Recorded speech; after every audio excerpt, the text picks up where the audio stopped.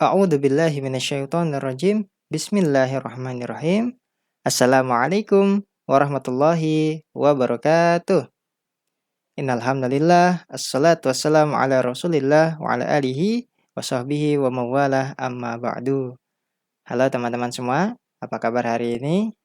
Semoga semuanya masih dalam keadaan yang sehat walafiat dan semoga Allah Subhanahu wa taala senantiasa menjaga diri kita, melindungi kita dan mari sama-sama kita berdoa supaya musibah pandemi COVID-19 ini segera berakhir sehingga kita bisa bersama-sama bertemu dan belajar kembali di sekolah bersama dengan teman-teman. Baik, pada video kali ini insya Allah Ustadz akan membahas mengenai sejarah Nabi Muhammad SAW periode Madinah. Tapi sebelum belajar, jangan lupa kita untuk berdoa terlebih dahulu. Berdoa masing-masing dimulai. Amin. Oke, kalau sudah berdoa, mari kita mulai belajarnya.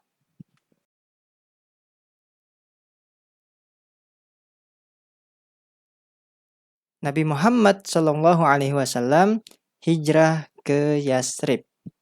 Hijrah. Apa itu hijrah? Hijrah adalah migrasi atau pindah.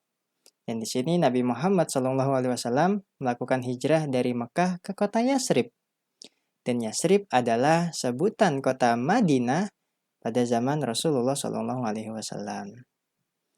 Kemudian Nabi Muhammad SAW hijrah ke Yasrib pada tahun 622 Masehi. Ya, sudah sangat lama sekali. Dan peristiwa hijrah ini menjadi tanda awal ditetapkannya tahun umat Islam, yaitu tahun Hijriyah. Ya, hijrah menjadi Hijriyah, seperti itu. Oke, selanjutnya, kenapa Nabi Muhammad SAW melakukan hijrah ke kota Yasrib? Sekurang-kurangnya ada 3 alasan. Yang pertama, karena perintah Allah Subhanahu wa Ta'ala. Tentu apa-apa yang diperbuat oleh Nabi Muhammad SAW semuanya atas dasar perintah Allah. Yang kedua, karena semakin kejamnya kaum kafir Quraisy terhadap umat Islam yang ada di Mekah. Sebagaimana kita tahu, kota Mekah dikuasai oleh orang-orang kafir Quraisy yang mereka ini berani mengancam, menindas, menyiksa umat-umat Islam, bahkan siksaannya semakin kejam. Mereka sangat benci dengan umat Islam. Maka dari itu Nabi Muhammad beserta umat Islam ingin sekali hijrah dari kota tersebut. Dan alasan ketiga adalah karena adanya dorongan dan ajakan kaum muslimin di Madinah atau di Yasrib, sehingga ada harapan untuk mengembangkan ajaran Islam di kota tersebut. Ini menjadi alasan kenapa kota Yasrib menjadi tujuan hijrah umat Islam dan Nabi Muhammad SAW yang berada di Mekah. Karena di Yasrib lebih aman, lebih nyaman, dan ada harapan besar untuk bisa mengembangkan agama Islam di kota tersebut karena tidak ada halangan dan rintangan dari orang-orang kaum kafir Quraisy.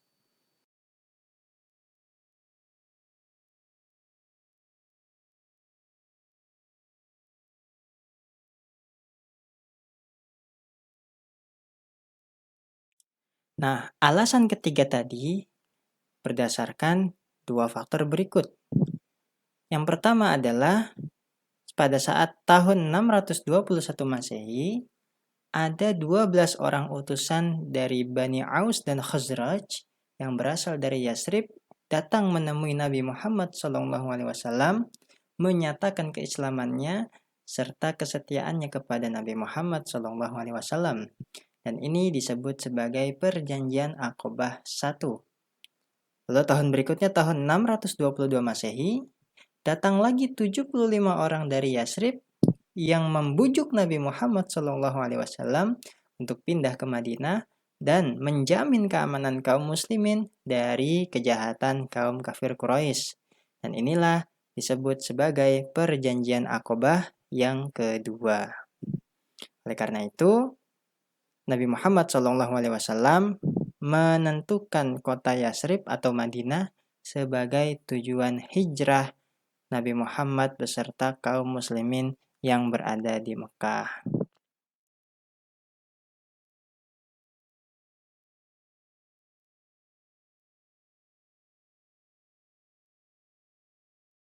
kisah perjalanan Nabi Muhammad SAW berhijrah dari Mekah ke Yatsrib.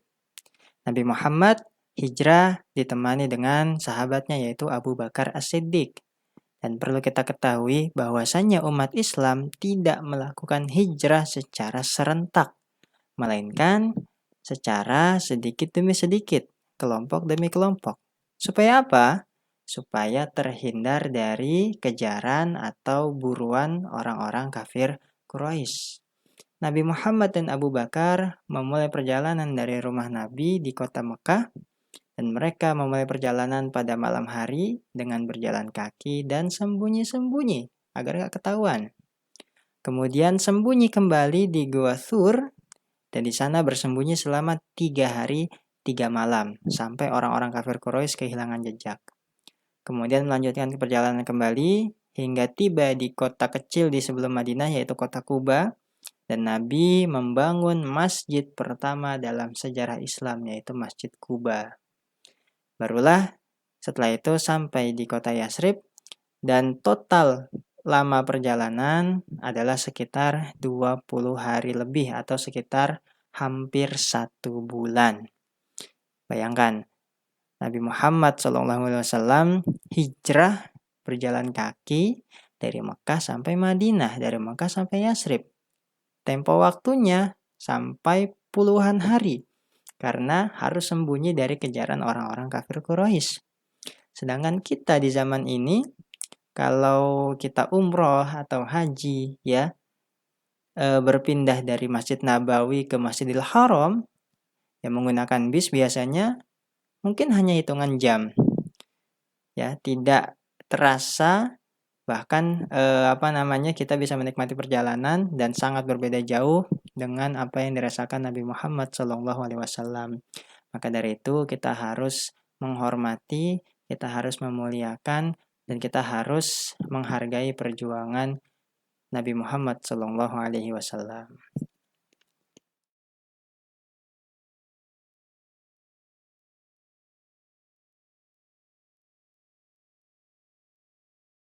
Baik, yang terakhir adalah strategi dakwah Nabi Muhammad SAW di kota Yatsrib atau Madinah.